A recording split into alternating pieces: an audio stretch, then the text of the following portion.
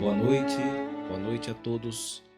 Está no ar pelo Facebook e também pelo canal de YouTube da Igreja Presbiteriana Cristo Redentor, Terceira Igreja Presbiteriana de Porto Alegre, Rio Grande do Sul. Mais uma edição da nossa programação de todas as quintas-feiras, Chimarrão com Bíblia, um momento em que passamos juntamente com os nossos irmãos. Por enquanto, isso foi interrompido temporariamente devido à pandemia, mas uma programação que visa a comunhão com os irmãos e principalmente com o Deus da palavra. Nós procuramos estudar a palavra de Deus e buscar entendê-la dentro do nosso contexto, dentro da nossa vida, e buscamos por meio disso nos achar em Deus de acordo com a sua vontade revelada. Nós vamos dar início a esta programação abrindo nossas Bíblias e ouvindo a palavra de Deus, que se encontra no poema do Salmo de número 103. Nós leremos apenas alguns versos deste poema, leremos apenas 5 deles. Salmo 103, de 1 a 5, assim nos diz a palavra de Deus. Salmo de Davi. Bendize, ó minha alma, ao Senhor, e tudo que há em mim, bendiga ao seu santo nome. Bendize, ó minha alma, ao Senhor, e não te esqueças de nenhum só de seus benefícios.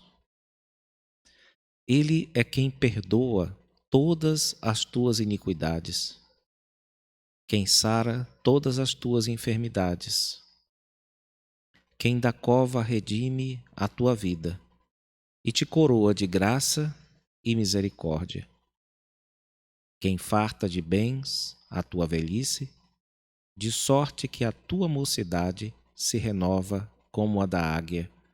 Amém. Vamos orar ao Senhor Deus, suplicando que Ele nos ajude a vivenciar este salmo e a nunca nos esquecer dos seus benefícios. Oremos ao Senhor.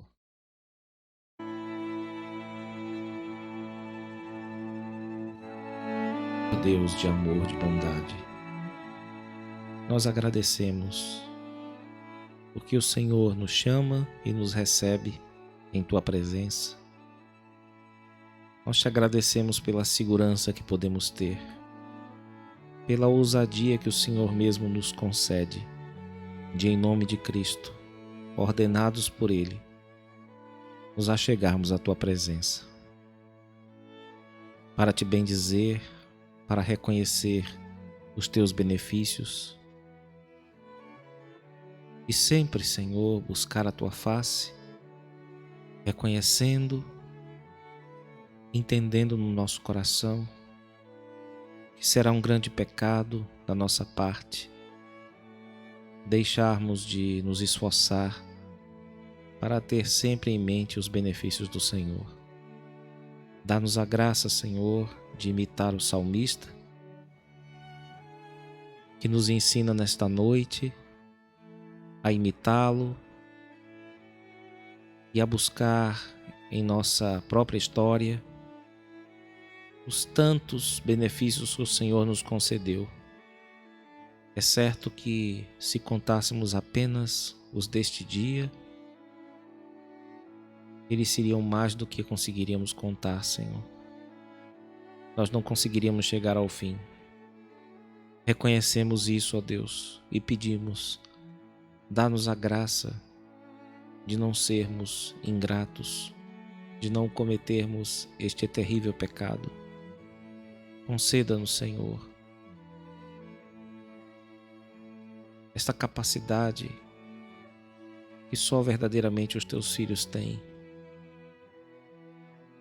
de ver a vida como um palco das tuas bênçãos, da tua misericórdia, e de considerar a tua graça, o teu favor, melhor do que a própria vida.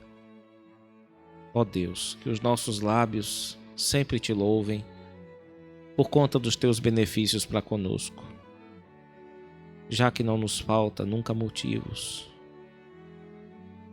Ó Senhor, conceda ao teu povo, nesta noite, a graça de te louvar, de bendizer-te e de aprender com a tua palavra. Ajuda-nos em tudo o que formos fazer nesta noite e que a tua misericórdia nos acompanhe, não apenas agora, mas durante todos os nossos dias. Essa é a nossa oração, que fazemos agradecidos, em nome de Jesus. Amém. Nós vamos entoar um cântico, aprender aqueles que não conhecem ainda, cântico muito bonito,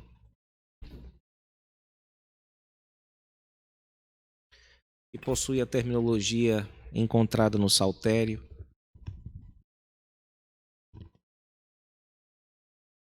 que trata a respeito da ordem do Senhor para que o louvemos sempre. O cântico é Rendei graças ao Senhor.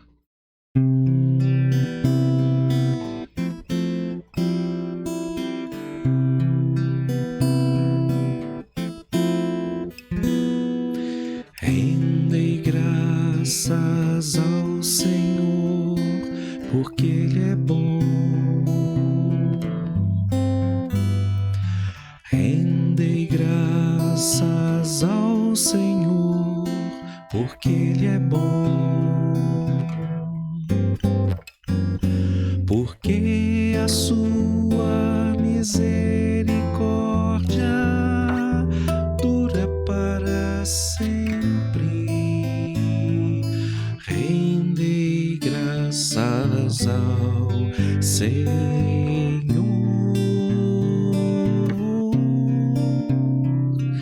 Porque a sua misericórdia dura para sempre. Rendei graças ao Senhor.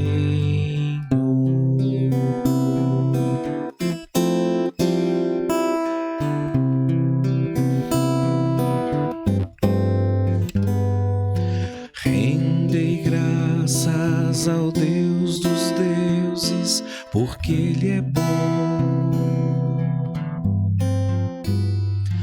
Rendei graças ao Deus dos deuses, porque Ele é bom. Porque a sua misericórdia dura para sempre. Rendei graças ao Senhor. Porque a sua misericórdia dura para sempre. Rendei graças ao Senhor. Rendei graças ao Senhor. Rendei graças ao Senhor.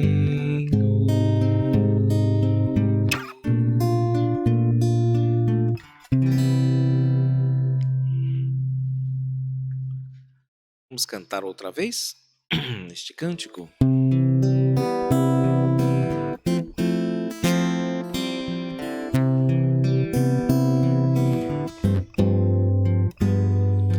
Rendei graças ao Senhor, porque Ele é bom.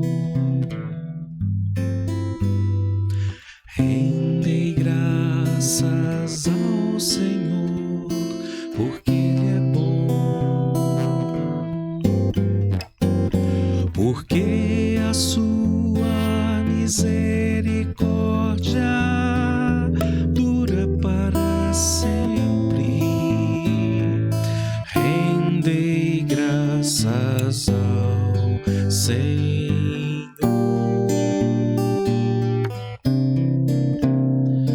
Porque a sua misericórdia dura para sempre. Rendei graças ao Senhor.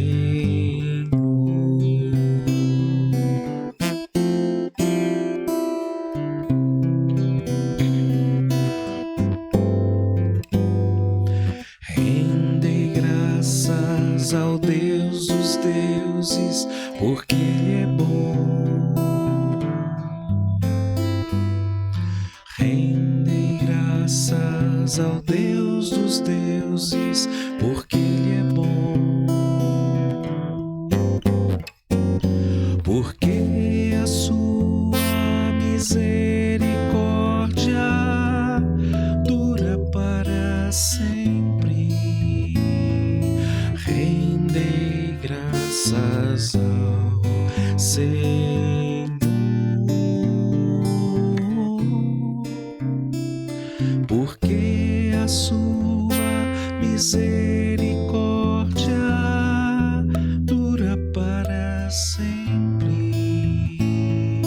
Rendei graças ao Senhor, rendei graças ao Senhor, rendei graças ao Senhor.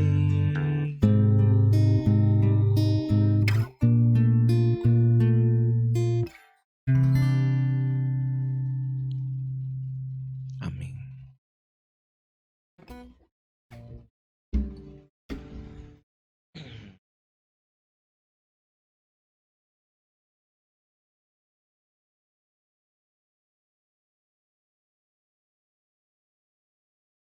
Até agora nós falamos, lemos e cantamos a respeito da importância de darmos graças e de procurarmos sempre atualizar, à medida do possível, o número dos benefícios que o Senhor Deus nos concede, porque essa é uma das dificuldades que conduz a situações muito difíceis em nossas vidas e a que nós chamaríamos, a propósito do nosso estudo no ponto em que estamos, de vergonhosas. São situações em que nós nos metemos porque fundamentalmente não sabemos reconhecer os benefícios de Deus e conviver com esse reconhecimento.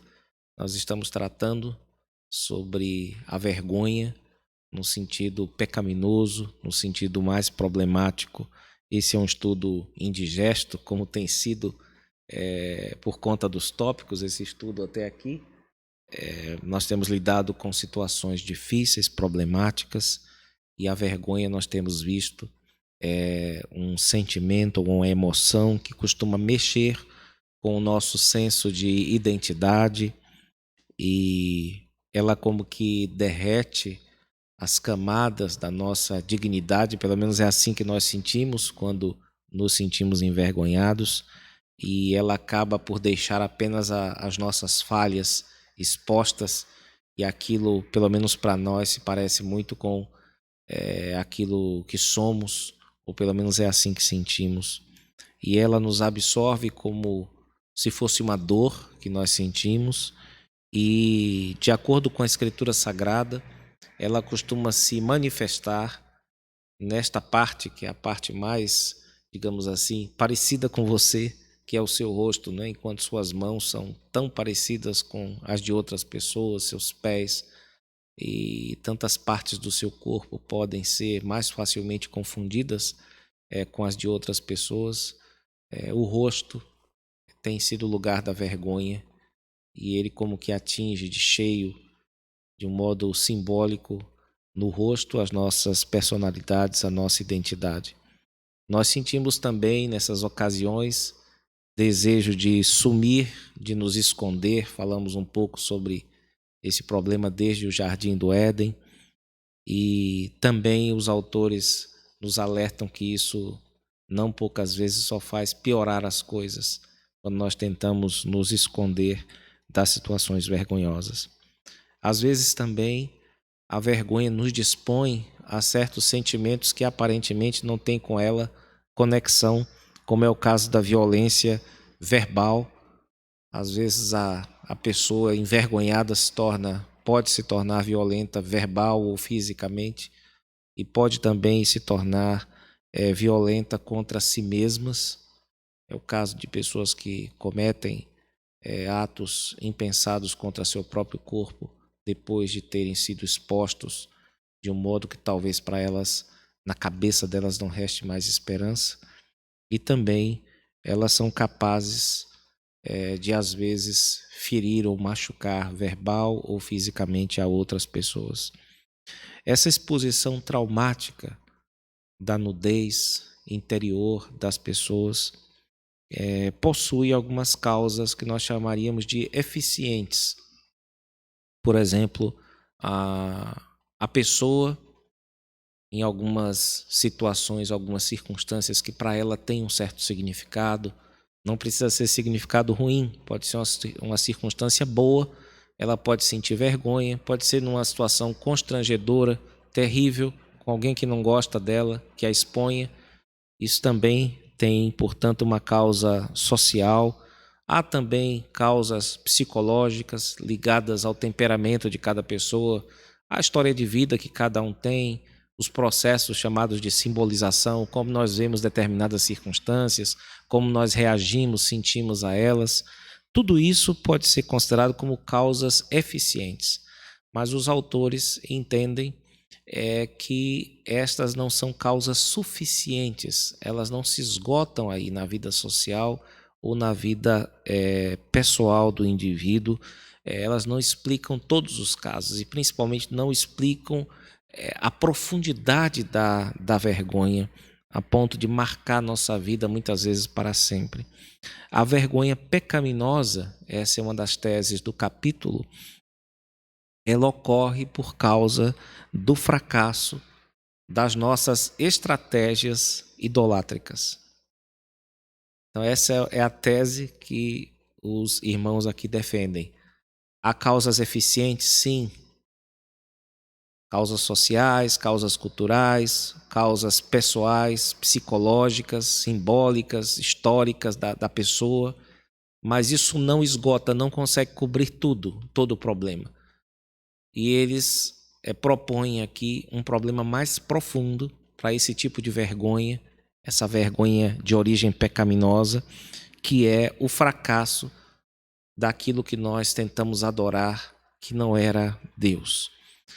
Para isso, nós precisamos refrescar aqui, aqueles que certamente já conhecem o assunto, precisamos nos lembrar que quando nós falamos de idolatria na Bíblia inteira, nós temos aqueles exemplos mais clássicos ligados aos ídolos de aspecto material, né? É o pau, a pedra, o gesso, etc, etc. Mas nós não devemos reduzir idolatria a isso, irmãos. A curvar-se perante uma estátua como um objeto de culto e fazer a ela pedidos, não é? Como se fosse ela uma espécie de Deus. Ídolo nós podemos conceituar como tudo aquilo, seja material, seja imaterial, que nós colocamos em lugar de Deus no nosso coração, como sendo a nossa maior lealdade, como sendo a nossa referência última. Então aí as coisas mudam um pouco, não é? Pode ser uma estátua, mas pode também ser outra coisa mais abstrata ou mais sutil até. Então nós podemos até pensar em coisas mais sutis do que dinheiro, por exemplo, né? Existem pessoas que medem suas vidas, que vivem ansiosas, que vivem desesperadas, que vivem desejosas, que fazem com que tudo na sua vida gire em torno do valor monetário, do ouro, dos bens. Outros fazem com que a sua vida tenha como centro uma ideologia política. Ou outros ainda olham a vida na perspectiva de ter como centro uma paixão proibida, erótica, por exemplo, e por elas são consumidos, não é? Então nós devemos pensar em idolatria como qualquer força, qualquer ente, qualquer ser, qualquer sentimento, qualquer coisa que nós colocamos no nosso coração no lugar que devia pertencer ao Senhor Deus. Então, se nós pensarmos de modo mais sutil, nós podemos dizer que quando nós queremos parecer bem, esse ídolo das aparências pode ser classificado assim, como uma espécie de Deus que você serve, você faz de tudo para servi-lo, para agradá-lo. E esse é um ídolo que pode ser cultivado, às vezes, sem a pessoa perceber. o ídolo das aparências, ou o ídolo de parecer ainda inteligente ou interessante ou atrativo. Existem pessoas que se apegam a esse parecer como sendo o seu desejo último. Elas fazem de tudo para que aquilo ali se mantenha no foco das coisas, das atenções, e elas fazem de tudo para que isso seja mantido. O problema é quando você entra em apuros, né? Quando essas coisas não conseguem mais te ajudar. Quando alguém descobre que você não é tão interessante assim, ou que você não é tão rico assim, ou que você não é tão inteligente assim. Quando fica evidente que você não é aquilo que você parece, então o Deus que você inventou não te ajuda. Ele fica quieto, como se estivesse zombando, como se estivesse zoando com a sua cara. Você que tanto confiou nele, você que tanto apostou, que tanto investiu nele, na hora que alguma coisa dá errado, ele não diz nada. Mas por que ele não diz? Porque aquilo era invenção da sua cabeça. Aquilo era uma criação sua. Porque os deuses, em termos de fatos, não existem. Só existe um Deus. O restante é invenção da nossa cabeça. Ouçamos a respeito disso um poeta inspirado, um salmista, e também um profeta Isaías, falando da mesma coisa, do problema da confusão. Confusão, no caso, vergonha, não é? O rosto das pessoas fica confuso, significa que eles ficam envergonhados quando a sua idolatria é exposta, quando suas lealdades ocultas, sem nenhuma atenuante, são descobertas. Eles escrevem o seguinte, Salmo 97, versículo 7.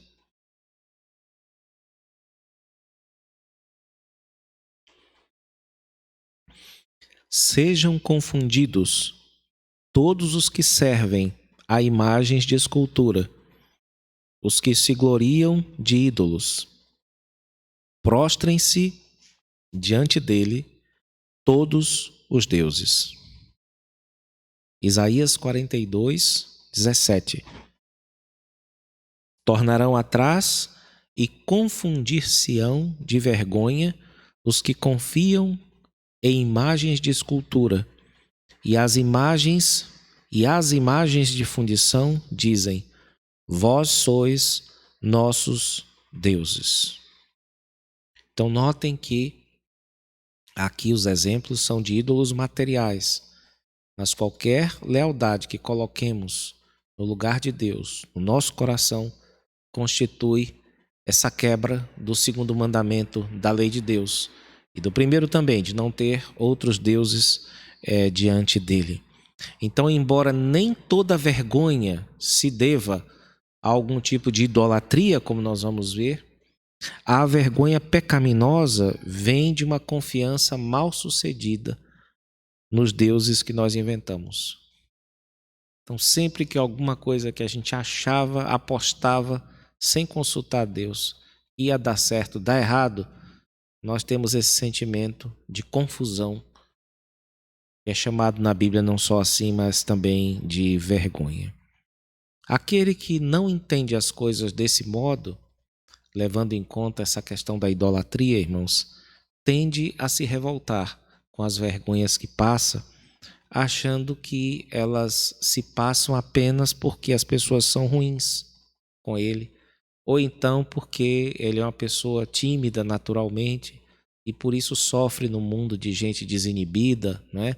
De gente cheia de entusiasmo para mostrar quem é, e como ele é mais recatado, como ele é mais para dentro, como é mais introvertido, então ele se torna uma presa fácil a ser exposta, etc, etc. Então, a alternativa para nós discutirmos, nós não discutirmos esse assunto da vergonha do ponto de vista da idolatria, é nós pensarmos apenas assim: a sociedade é ruim, né? E eu sou uma alma pura que se confronta com as corrupções dessa sociedade e eu sou uma pessoa frágil. Então a porta está aberta ao coitadismo, né? Enquanto que quando nós falamos de idolatria, sempre que a Bíblia nos acusa de idólatras, isso é uma chance que a gente tem de mudar, não é? Isso não é uma porta que se fecha, pelo contrário, é uma porta que se abre. É Deus dizendo assim: meu filho, você é idólatra, mas você está no espiral aí na sua cabeça. Você está inventando isso tudo e você vai se dar mal. Mas eu posso te ajudar. Então, quando a Bíblia denuncia a idolatria, há sempre uma esperança ali próxima dessa palavra dura que Deus dá aos seus filhos, né? Então, se a vergonha for, de fato, a exposição de uma confiança insensata que nós temos em deuses que falharam conosco, né, e criaram esse efeito, então o nosso coração está realmente numa situação difícil e está confirmado aquilo que a Bíblia diz a seu respeito.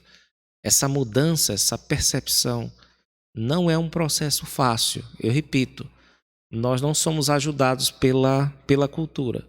A cultura vai sempre favorecer, pelo menos a que nós vivemos hoje, ela favorece sempre algum tipo de vitimização, algum tipo de coitadismo, que é para você se colocar sempre contra as outras pessoas, você se vê sempre como uma pessoa que é vítima, é passivo em relação à maldade das pessoas.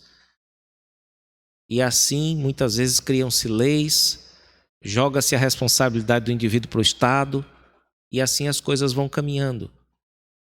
Isso porque elas costumam atribuir ou a maldade alheia, ou aos constrangimentos sociais, ou então à sua própria fragilidade, às vergonhas que sentem. E esquece-se de que essas coisas existem, mas elas não dão conta de explicar toda a intensidade, toda a profundidade da vergonha quando ela nos atinge, irmãos. Então a Bíblia nos mostra, sim, que nós passamos vergonha, pelo menos em algumas situações, ou em muitas situações, porque o nosso ídolo, nós tanto colocamos expectativas, né, em cima deles, acabou estalando, acabou quebrando e acabou nos fazendo sentir essa confusão, a confusão de uma confiança que foi frustrada. Isaías, mais uma vez, expõe para nós a tolice que se esconde por baixo de qualquer ato de idolatria. Eu farei a leitura do profeta novamente no capítulo 44, versículos 16 e 17. Ele nos diz assim: metade queima no fogo e com ela coze a carne para comer. Ele está se referindo à pessoa que derruba uma árvore, quebra a madeira, separa em 2 grupos de lascas de madeira, pega uma metade, né, e põe no fogo para cozinhar, para fazer suas comidas, né? Assa e farta-se. Também se aquenta com o fogo, né, de uma lareira e diz: ah, já me aquento, contemplo a luz. Então, do resto da madeira, né, faz um Deus, uma imagem de escultura. Ajoelha-se diante dela, prostra-se e lhe dirige a sua oração, dizendo: livra-me, porque tu és o meu Deus. Essa é uma zombaria brutal do profeta contra aqueles que adoravam o ídolo de aspecto material. Mas nós podemos tranquilamente meditar aqui em relação aos outros ídolos possíveis, que é qualquer coisa que na criação, pode ser dentro de nós, pode ser fora de nós, pode ser um outro ser humano, pode ser um sub-humano, pode ser um ídolo qualquer, pode ser um bicho, pode ser qualquer coisa criada por Deus ou criada por nós, inventada por nós, como, por exemplo, o dom da inteligência pode ser um ídolo. A graça que Deus nos dá de ter alguns talentos podem ser para nós uma fonte de confiança. A nossa beleza, no caso, aqueles que a têm, nossas habilidades. Tudo isso pode sofrer desvio de finalidade, como se diz, né? Em vez de servir para a glória de Deus, pode servir apenas para promover a glória daquele que possui esses bens que nem são deles. Bens que nem pertencem a ele. E eles obtêm disso conforto, obtêm disso proteção e principalmente roubam uma glória que pertence a Deus. Porque se todos esses dons, inteligência, talento, beleza, são dons, são presentes de Deus, então há uma distorção do conceito de posse se nós consideramos aquilo como nossos. Pois quando fazemos isso, nós estamos entrando no perigoso campo da idolatria. Esse giro parece incompreensível. Como é incompreensível nós usarmos uma coisa que não nos pertence como se fosse nossa. Mas isso se dá porque é típico do pecado não ter razão, não é? É típico do pecado ser irracional. Você não saber explicar por que você faz aquilo que você faz. Por isso que dizem que o pecado emburrece. Que de fato ele atinge áreas profundas do nosso ser e aquilo naturalmente se expressa também na inteligência ou na nossa apresentação das coisas. Essa ideia do pecado como sendo um sistema de fechamento em si, o que os antigos chamavam de amor curvatus, a curvatura do ser sobre ele mesmo. Isso é típico das pessoas que estão se preparando para passar vergonha.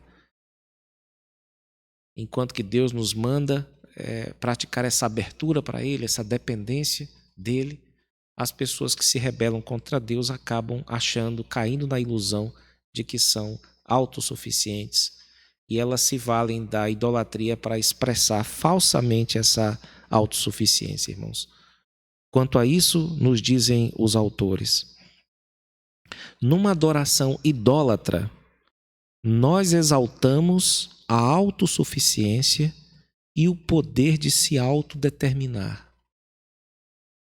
Notem bem, na realidade, um ídolo não passa de um objeto, ideia ou desejo que permite ao Criador adorar-se a si mesmo.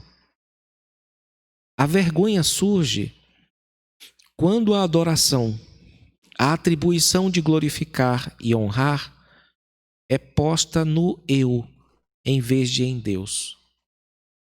Ó homens, até quando tornareis a minha glória em vexame? Deus pergunta. Até quando amareis ilusões e buscareis falsos deuses? Onde temos procurado por glória? O grande engano da idolatria é o de podermos encontrar êxtase em nós mesmos e, portanto, obter igualmente alegria e controle sobre o nosso Deus. Como a criação reflete a glória de Deus, adorar a criatura nos permite imitar o verdadeiro culto, sem nos curvar perante a glória de Deus. Essa é uma das vantagens dos ídolos, não é? Eles não exigem culto formal. Você não tem que estar todo domingo na igreja. Você não tem que amar o próximo. Ele não fica o tempo inteiro lhe dando diretrizes, né? Falando coisas para você. Parece que no fundo você tem ele no bolso, você tem ele na mão. Mas tudo isso, é claro, é parte da loucura humana. Não tem outro Deus. Isso é um modo da Bíblia falar da insensatez do pecado. Porque no fundo todo pecado é idolatria. Todo pecado nasce de uma decisão de autonomia. De você dizer, eu não quero depender de Deus. Eu quero depender do que eu tenho aqui, a minha força, é meu talento, é minha beleza, é isso e aquilo. Então todo pecado, no fundo, é um ato de idolatria. Só que eles estão dizendo aqui que essa idolatria é a idolatria de si. Porque você está glorificando uma coisa que você mesmo inventou. É como alguém que faz uma escultura, não é? Ela cria essa escultura, então ela passa a adorar aquela escultura. E o que é que ela está dizendo ali por baixo? Olha, o que eu criei é maravilhoso. Eu sou tão maravilhoso que eu criei até um Deus, né? Inventei até um Deus, uma coisa superior a mim. Então é naturalmente um ato de autoglorificação. Toda idolatria é um ato de autoglorificação. Então quando você consegue na sua cabeça criar algo maior do que você, é claro que isso exalta a você. E é contra essa loucura que a Bíblia está falando aqui. E os autores também estão reverberando a Escritura. Idolatria é um tipo de loucura, ao menos uma loucura moral e espiritual. Que são as piores, aliás, né? Ficam na base do ser. Então, o idólatra, ele sabe que não está adorando a Deus. E ele sabe que, no fundo, quando ele adora a inteligência dele, ele está adorando a si mesmo. Quando ele adora a sua própria beleza, quando ele adora o seu filho, quando ele adora qualquer coisa que Deus deu para ele, ele sabe que não está adorando a Deus, mas está adorando a si mesmo. A mesma coisa com a sua conta bancária, com a sua biblioteca, com a sua liberdade, com a sua reputação. Tudo isso é extensão da pessoa. Se ela adora uma dessas coisas, ela está, pelo menos na cabeça dela, pensando nela mesma. Esse movimento esquisito, ele é uma tendência, infelizmente, da nossa raça, e nós não nos livramos dele totalmente depois que nós recebemos a Cristo, não, irmãos. Deus começa um trabalho em nós e toda rebeldia, podem ter certeza que essa dinâmica está em funcionamento. Toda vez que nós queremos viver a parte de Deus para fazer as coisas do nosso jeito, viver a vida do nosso jeito, e isso nós estamos entrando nessa espiral idolátrica que nunca acaba bem. E o pior é que os nossos deuses, como eu falei, quando eles quebram, eles não voltam para nos ajudar. Eles não redimem de jeito nenhum. Se isso soa muito extremado, nos dizem os autores, nós devemos ouvir um pouco alguns relatos para perceber de que modo nós conseguimos perverter até mesmo as coisas boas da vida, as coisas justas da vida, as coisas certas da vida, como criar um filho, como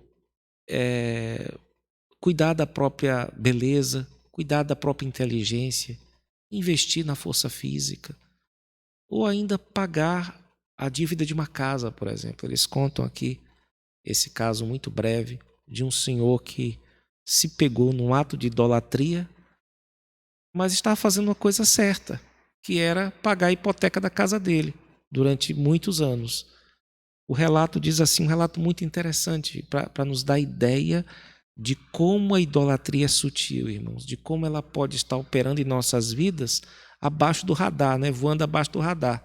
Enquanto você está pensando, está fazendo a coisa certa, suas motivações podem ser idolátricas, né? E eles contam essa história dizendo o seguinte: um homem piedoso assumiu que adorava o Deus da redução de débitos. Olha que coisa interessante. O Deus da redução de débitos. Após trabalhar por 20 anos para pagar sua hipoteca, ele conseguiu.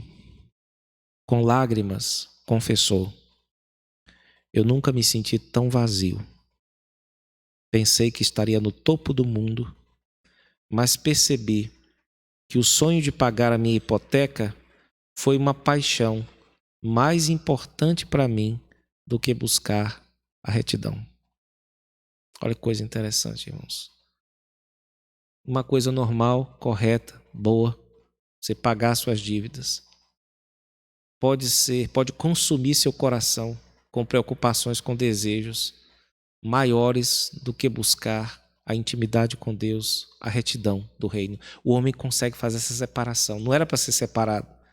Era para uma coisa estar naturalmente submissa à outra, não é? O cuidado com as nossas responsabilidades está claramente submissa à paixão que nós temos por Deus, a busca pela retidão do reino. Mas esse homem disse que fez essa separação e conseguia ter prazer na hipoteca da casa sendo paga, mas não conseguia ter prazer na lei de Deus, na vontade de Deus, na busca pelos valores do reino. Ele conseguiu fazer essa secção, essa separação esquisita no seu coração, e agora ele percebe que ele, de certo modo, estava confiando no ídolo, numa coisa vazia, numa coisa oca. Com que frequência confiamos mais em nossas finanças, saúde, reputação, filhos e aparência física do que em Deus, para satisfazer nossas almas? Com essa mesma frequência, nos dedicamos à fábrica de ídolos.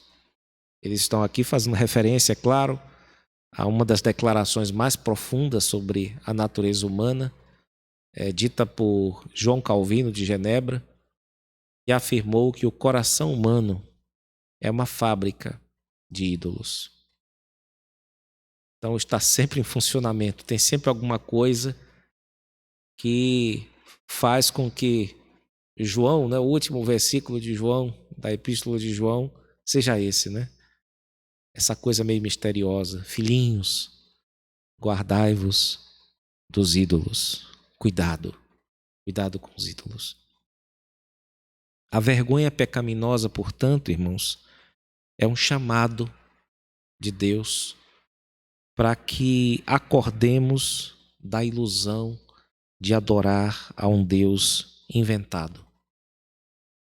Todos os idólatras são chamados por Deus a mudar, mas muitos escapam por meio de uma cegueira que eles próprios se impõem, uma cegueira voluntária, uma ignorância que eles cultivam. Eles fazem questão de não saber dessas coisas e, ao mesmo tempo, eles cultivam uma ilusão que acaba por cegá-los ou neutralizar a percepção das coisas, de que isso não vai dar certo, de que confiar em alguma coisa que não seja Deus como sua lealdade, sua confiança última, vai carregar aquilo com expectativas, aquilo vai estralar e vai quebrar, vai arrebentar. E você vai se dar mal. E novamente eles chamam Isaías para profetizar sobre nossas vidas no capítulo 44, para falar daqueles que constroem esses deuses, que inventam esses deuses. Isaías 44 nos diz assim: todos os artífices de imagens de escultura são nada, e as suas coisas preferidas são de nenhum préstimo. Eles mesmos são testemunhas de que elas nada valem, nem entendem, para que eles sejam confundidos. Nenhum deles cai em si. Já não há conhecimento nem compreensão para dizer: metade queimei e cozi pão sobre as suas brasas, assei sobre elas carne e a comi. E faria eu do resto uma abominação? Ajoelhar-me-ia eu diante de um pedaço de árvore? Tal homem se apacenta de cinza. O meu coração enganado, o seu coração enganado o iludiu, de maneira que não pode livrar sua alma nem dizer: não é mentira aquilo em que confio? Então o que Isaías está dizendo aqui, irmãos, é que a idolatria tem esse poder de cegar, de confundir, de não deixar a pessoa perceber o ridículo em que ela está caindo, até que tudo se arrebente, até que aconteça uma quebra e ela seja desnudada interiormente e sinta e tenha este sentimento que é a vergonha. A idolatria, portanto, é uma adoração secreta da pessoa a ela mesma, só que a própria pessoa não se vê assim. Ela acha que tudo é muito razoável na cabeça dela. E é por isso que a vergonha recebe às vezes nomes que não dão conta do fenômeno inteiro, como uma autoimagem pobre que a pessoa tem, ou insegurança, ou a pessoa é muito modesta, né? Como nós dissemos, essas podem ser causas eficientes da vergonha e não necessariamente envolvem pecado. Mas o fato é que a vergonha pecaminosa, essa que nós estamos discutindo aqui, tem sua raiz na ilusão, tem sua raiz na cegueira, tem sua raiz na ignorância que é nutrida no coração de que nós temos poder para nos dar vida, para operar em nós coisas que só Deus, no fundo, pode operar.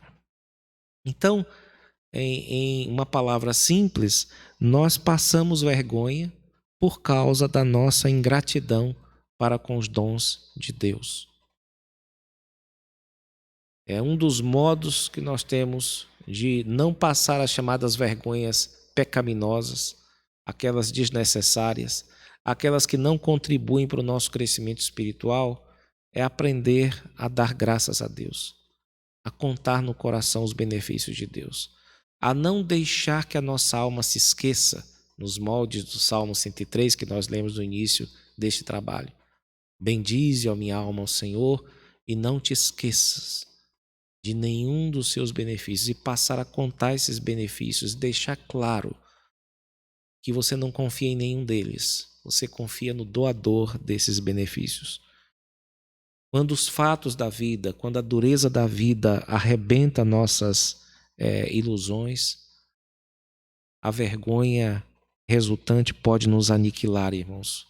Mas felizmente o Senhor Deus sempre nos traz de volta, como filhos seus, ao mundo real. E nós vamos continuar estudando este tema na próxima semana, já nos preparando para entrar numa vergonha mais agradável de estudar, que é a vergonha divina.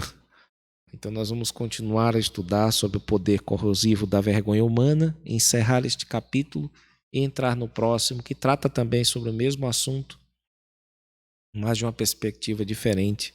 Daí o seu título, O Poder Corrosivo da Vergonha Divina. Vamos orar ao Senhor Deus, pedir a Ele para que Ele nos ensine a como lidar com esta emoção, do modo como Ele pretende que façamos. Oremos ao Senhor.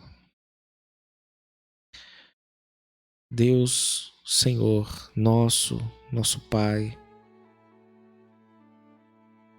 nós agradecemos pelo dia que tivemos e por este estudo que acabamos de fazer da Tua Palavra, ouvindo aquilo que os poetas inspirados nos legaram, aquilo que os santos profetas nos ensinaram a respeito das vergonhas que podemos passar abandonando-Te como Deus único, vivo e verdadeiro.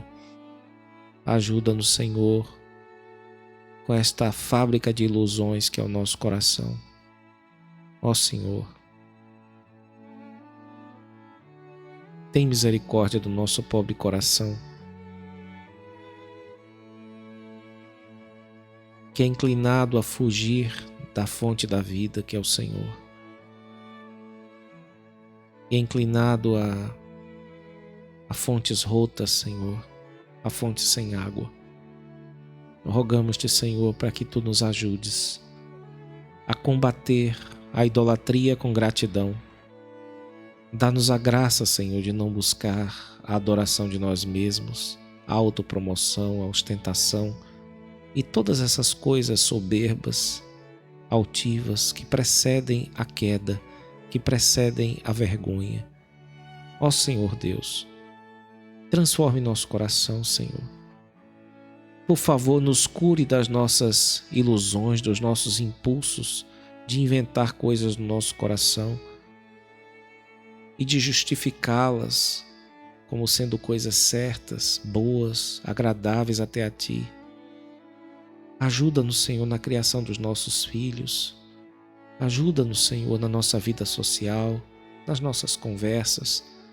Dá-nos a graça de não distorcer o senso das posses que temos, mas dá-nos a graça de manter em perspectiva que somos mordomos, somos empregados, somos caseiros da casa que é Tua, somos babás dos filhos que são Teus. Somos parceiros e ajudantes dos cônjuges que o Senhor nos concedeu. Dá-nos a graça, Senhor, de evitarmos assim a vergonha de tipo pecaminoso, que nos dá a sensação infernal de que tudo em nós é ruim. Ó Deus, ajuda-nos, livra-nos, Senhor. Este é um assunto difícil de tratar, de explicar, mas o Senhor conhece perfeitamente Ele, pode nos ensinar a como obedecer-Te em relação a tudo que foi dito nesta noite, isso de modo prático, Senhor. Assista-nos, ó Pai, nas nossas dificuldades e perdoa-nos, ó Pai, pelas vezes em que nos envergonhamos e nisso foi exposta a nossa idolatria. Ajuda-nos, ó Pai. Guarda esta noite no nosso coração. Tudo aquilo que veio de Ti para as nossas vidas, guarda e dá-nos a graça de evitar, à medida que possamos fazer isso com a Tua graça, evitarmos passar a vergonha dos idólatras. Essa é a nossa oração, Senhor. Gratos por tudo, em nome de Jesus, o Teu amado Filho. Amém. Com esta oração, nós chegamos ao fim de mais esta edição do nosso querido Chimarrão com Bíblia, e eu gostaria de avisar a todos que o nosso próximo encontro será na nossa reunião de oração, a partir das 9 horas de domingo, por este mesmo canal, pelo YouTube, pelo Facebook também. E nós teremos especialmente no domingo também, logo após a reunião de oração, por volta das 9h30, uma escola bíblica dominical especial em comemoração a mais um ano da Reforma Protestante. Teremos uma aula especial e, se você tiver interesse, você deve pedir por e-mail um link de acesso à nossa sala para que possamos participar desta aula juntos.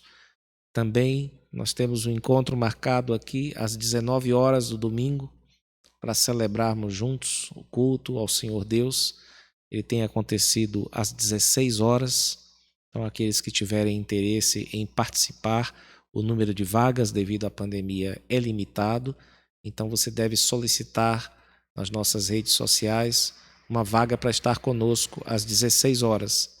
E às 19 horas, este mesmo culto será transmitido online para todos os que desejarem assistir, participar, também a partir das 19 horas, pelo Facebook, também pelo YouTube. E o Senhor Deus nos abençoe e nos conceda um bom restante de semana em sua presença. Amém.